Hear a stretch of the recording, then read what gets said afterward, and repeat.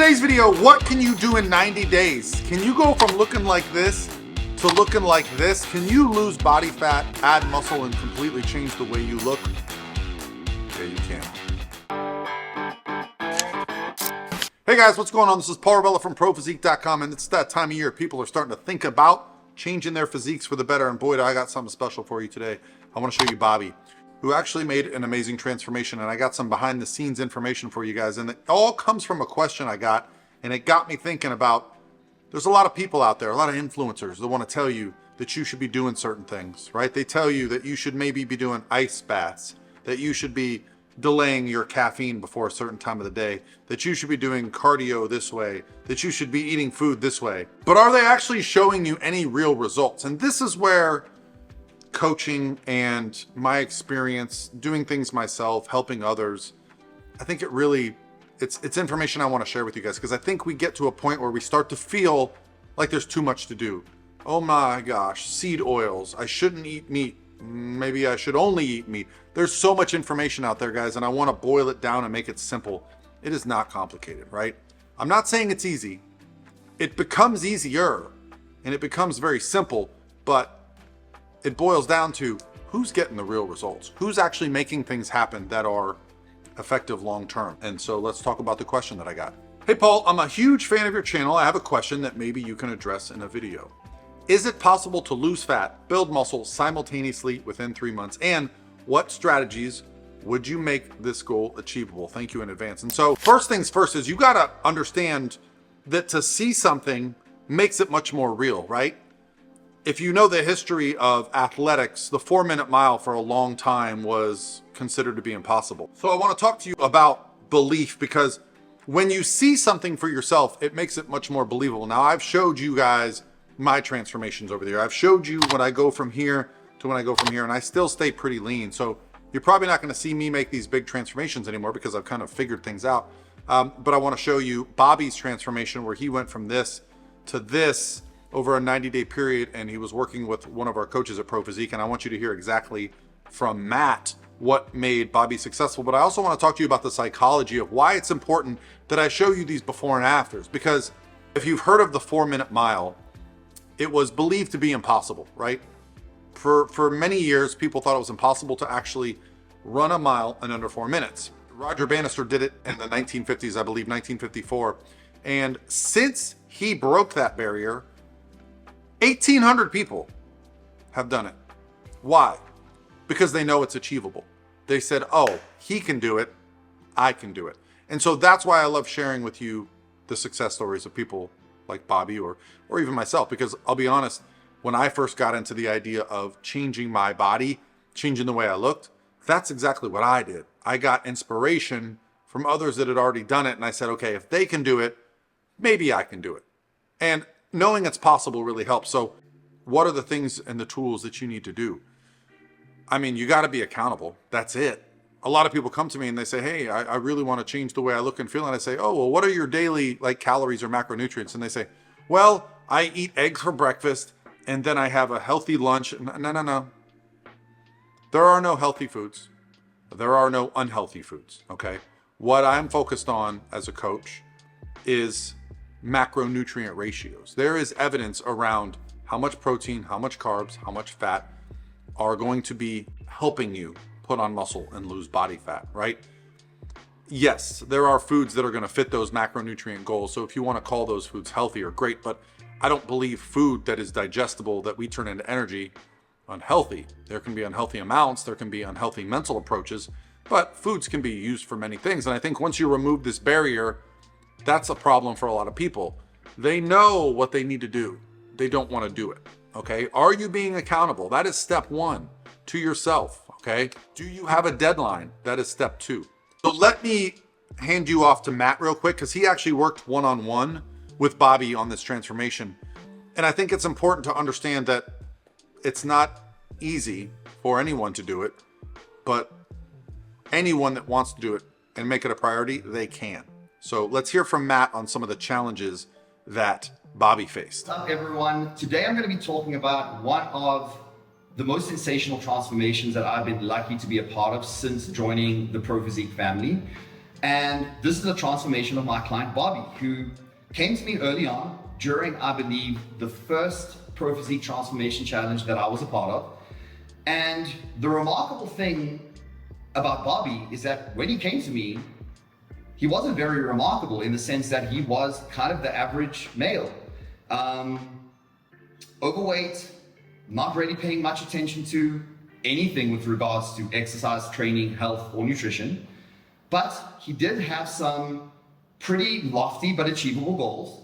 And I guaranteed him that we would move him in that direction if he was able to implement the plan consistently over a long period of time.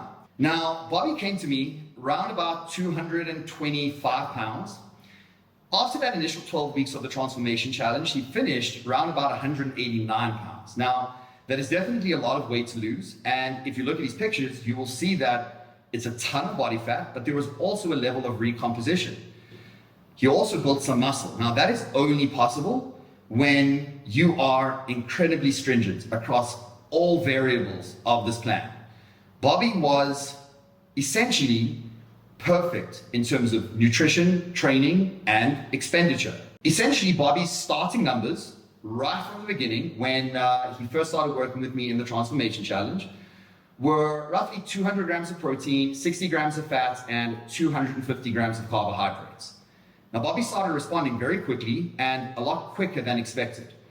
The reason for that, and something that stood him in very good stead, is that his daily expenditure was innately very high without doing any cardio.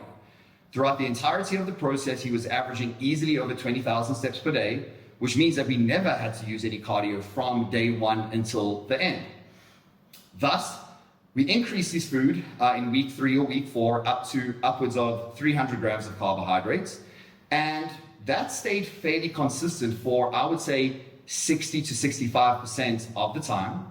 However, when we did get into the contest prep and we were around about 5 to 6 weeks out, we dropped his numbers and implemented a carb cycling approach where he would have 5 back-to-back low days at 200 grams of protein, 35 grams of fat, and 170 grams of carbohydrates, and then 2 high days at 180 grams of protein, 40 grams of fat, and 240 grams of carbohydrates. The lowest that we got was a very transient period of time just to really dial in that condition around about 3 weeks before stage. And that was 200 grams of protein, 30 grams of fat, and 120 grams of carbs for roughly 7 to 10 days. As I said, Bobby really didn't have to do any cardio throughout the entirety of this process, from the beginning of the Transformation Challenge to the end of his contest prep.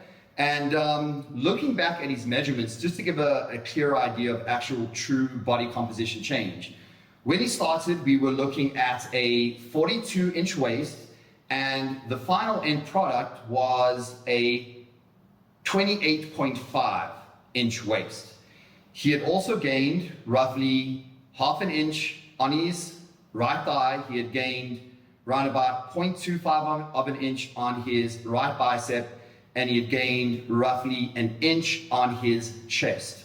Now, this achievement in and of itself is more than enough to be exceptionally proud of, but after this extensive 12-week challenge, getting injured, having surgery, coming back into the process, Bobby got onto stage and actually won his master's class in men's physique in his first ever show that he had done. Really, really remarkable, and certainly a nice cherry on top to his story. The things that really stand out to me about this process, and if somebody had to ask, why was he so successful? It comes down to coachability. At all times, at least knowing the reasons behind the things that we did, why we were increasing or decreasing food, why we might have been manipulating expenditure during a period of time where he really needed recovery, and I was actually asking him to lower his steps and deload from training. As long as Bobby knew and understood the reasoning, his implementation was spot on. And a huge part of that is clear and honest communication. If there's something that you don't understand, ask the question. If there's something that you might be uncomfortable with, ask why we're doing it. And that is why Bobby was so successful. And that is an innate characteristic of most people that are successful in this endeavor. All right, guys. So there you heard a little bit from Matt about the challenges that Bobby faced while undergoing this challenge. And in Matt's words, whenever he gave Bobby some work to do, he was very accountable with his check-in process. And he actually found ways and made time, even with his busy schedule as a pilot. And so the one thing that I learned when I did my first real get shredded transformation many years ago was that I realized the power of putting myself first and saying no to other people. You can point to things and say, like, you should stop drinking alcohol, you should, prepare your own food, you should get up early and train. Like, these are things that become a part of your identity when you decide to make this change, okay? You got to kind of change the person you are at the current place if you want to look and feel different down the road, right? And sometimes that's the hardest part. My favorite saying lately is that body fat is not stubborn. We are stubborn. We don't want to change our routine. We don't want to incorporate something new. We don't want to start being accountable to our diet, to our daily activity. We want to keep doing the things that we do that make us comfortable and happy every single day and get a different result. And unfortunately, that's just not the way it works. So is it possible? Yes. Does it mean that you can keep doing what you're doing now and get the result that you're after? Probably not. It's going to come down to putting on muscle, the stimulus of doing some resistance training, losing body fat, accountability with diet, creating a caloric deficit so that our body is breaking down more body fat than it's storing over the course of time. And doing it in a timely manner, you got to set a deadline. You got to check in with yourself every week. And if you guys need help, well, I guess what? We got our transformation challenge. It's going to be starting in February of next year, early February. The idea there is we're going to give you the tools. We're going to give you meal plans. We're going to give you training plans.